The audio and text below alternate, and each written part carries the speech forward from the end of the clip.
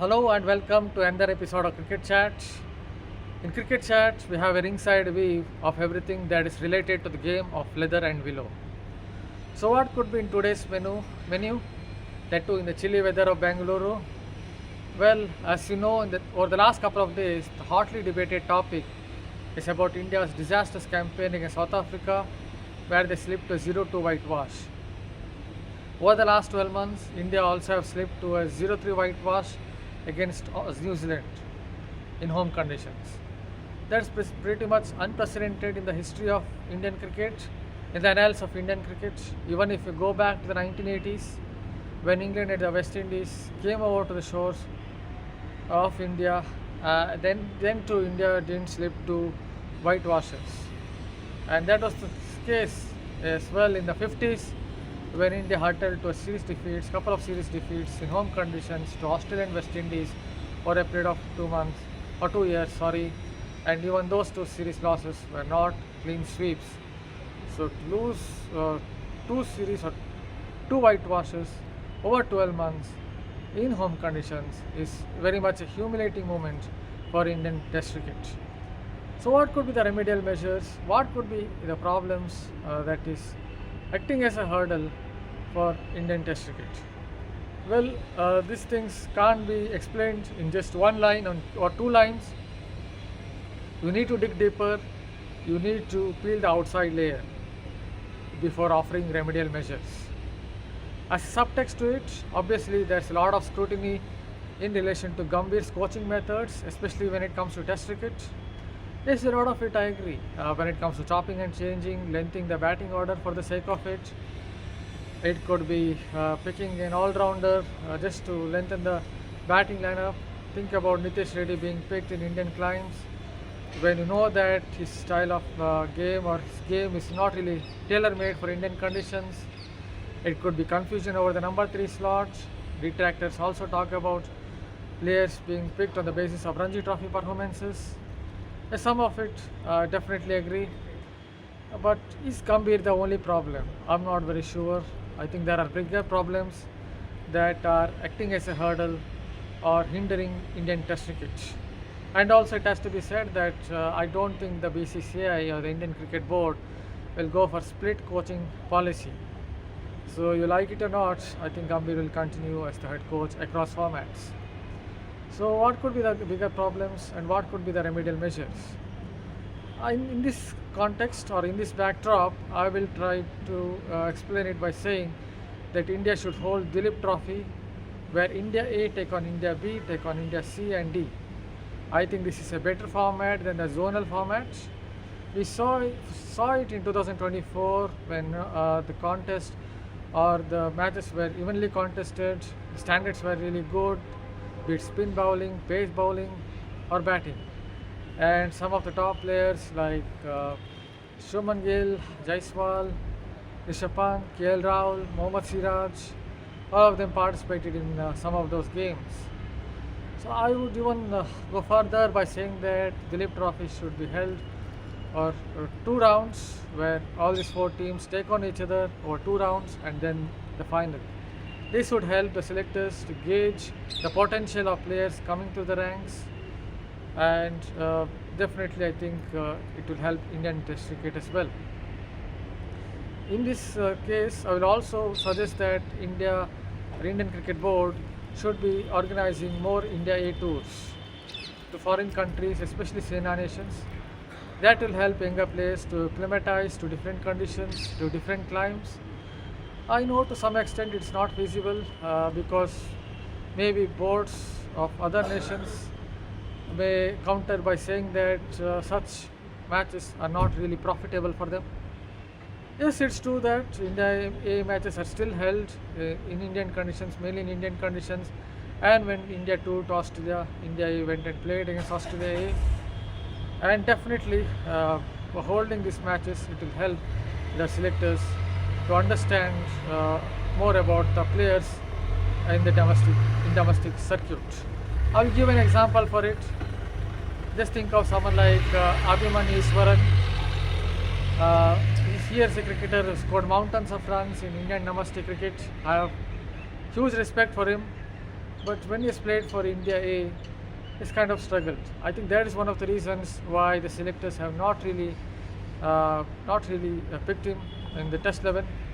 You could recently see South Africa A scored 0-0. He also struggled in Australia against Australia A, and against spaces like Jordan Buckingham, Ferguson O'Neill, Sealy, these bowlers, Sealy of South Africa A, these spaces don't bowl more than 135 km per hour. So, despite scoring lots of runs, despite gaining a reputation for being a consistent performer, somehow is not gained selection in the Test 11. I think this is one of the main reasons. Then let us go down to Ranji Trophy. Theoretically, it is right to say that selection should be based on Ranji Trophy performances. But having watched Ranji Trophy over a period of time, or the last some years, I'm not very sure the standards in Ranji Trophy are as good as what everyone expects it to be. And one of the reasons could be based on the kind of tracks that are prepared there. You see enough of grassy decks where it tends to stay low as the game progresses. So it basically brings 75 miles per hour, 80 miles per hour bowlers who bowl stump to stump line, use the grassy surfaces to their advantage and take a slew of wickets and look like maybe Marka Marshalls of the world. I'm not very sure it's helping fast bowlers either, because it doesn't encourage bowlers to bowl faster. You just need to pitch it up, bowl line and length, bowl stump to stump line. It doesn't encourage bowlers to use wall ball swing.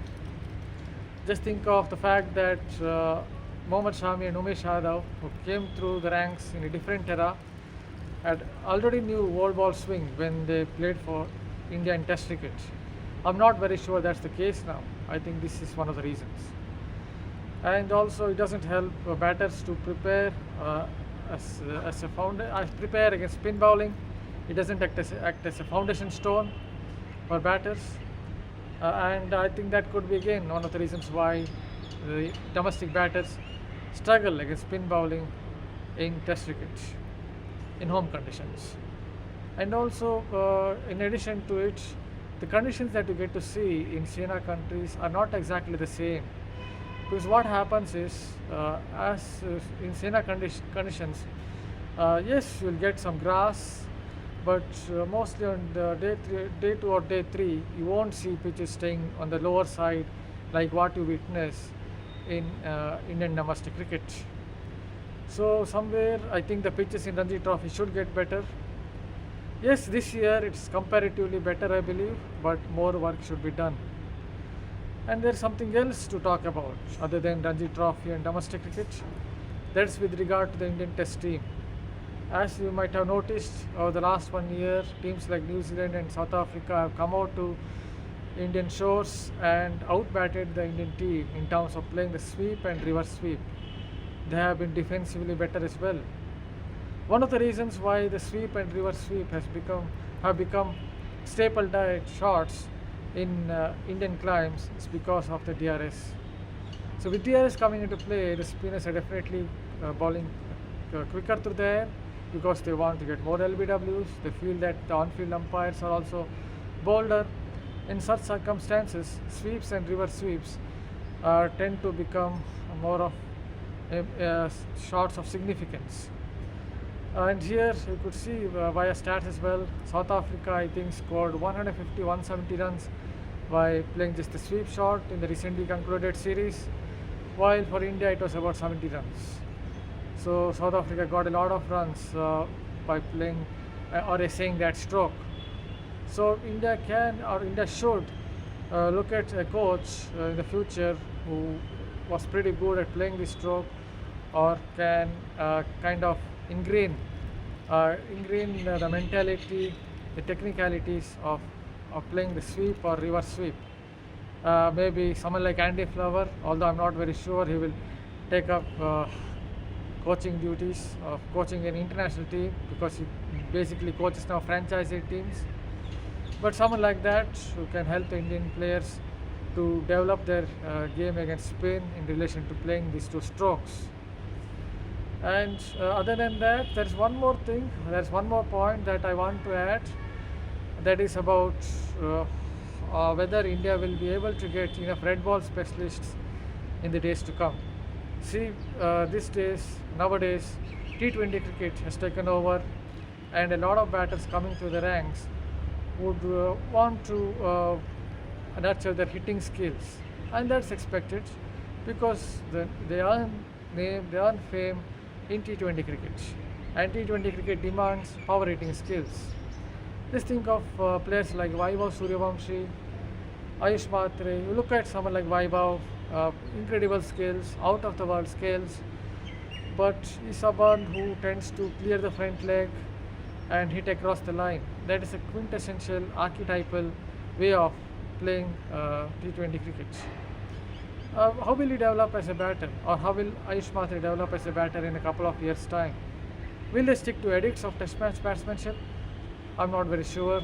That's what you will get to see and understand it from a player's perspective. And it's not about two players. I think it's a microcosm how it will be in the future, where you will get a lot more white ball specialists, and selectors may be hard pressed to find red ball specialists. Yes, you can counter me by saying that the selectors are already picking up some white ball specialists in the Indian Test team, but they're not playing fearless brand of cricket in the future too. But I also have to be realistic. I can't live in some fantasy land. So that is about it. Hopefully you enjoyed this video, enjoyed this analysis.